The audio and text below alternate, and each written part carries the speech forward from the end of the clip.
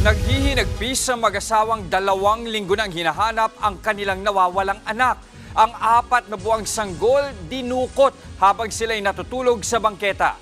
Nasa frontline ng balitang yan, si Elaine Fulgencio.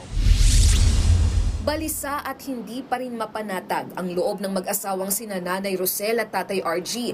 Hanggang ngayon kasi, hindi pa nahahanap ang kanilang bunso na si Baby Rhea. Kwento ni Nanay Rosel, madaling araw nitong October 4 nang maalimpungatan siya at nadiskubring wala na sa kanilang tabi ang 4 na buwang sanggol. Hanap po kami ng hanap mag-asawa. Di po namin alam kung ano na po nangyari sa anak namin, ma'am. Sa bangketang ito sa Barangay E. Rodriguez sa Quezon City nakatira ang mag-anak. Pangangalakal ng basura ang hanap buhay ng mag-asawa. Araw-araw nagsisikap na makaipon para makakuha ng mauupahang bahay. Higit sa salat na pamumuhay, pinakamalaking dagok daw sa kanila ang pagkawala ng kanilang bunso. Halos 2 linggo na ang nakalilipas. Isa naisip ko po, ma'am, na na baka mamaya kinuha niya anak namin, gagamitin niya sa panlilimos, o ano mang gawin niya, ibenta niya, o ano man, pahirapan niya. Sa bawat araw na lumipas, pilit nagpapakatatag si Nanay Rosel para sa kanyang anak.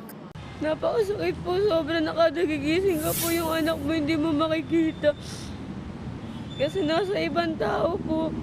Kaya sana po yung anak ko, kung nasaan man po siya ngayon, kung may puso man po yung tao na nakumuha sa kanya ngayon, ay may hawak po sa kanya, sana po may isipan niyo po, ibalikin na po yung anak namin.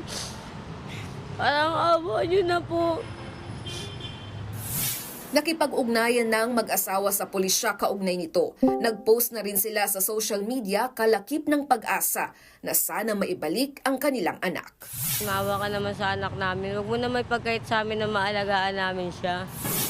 Nangako naman ang mga pulis na iimbestigahan ang kaso. Sa may mga impormasyon kay Baby Rhea, maaaring tawagan si Nanay Rosel at Tatay RG sa numerong naka-flash sa inyong TV screen.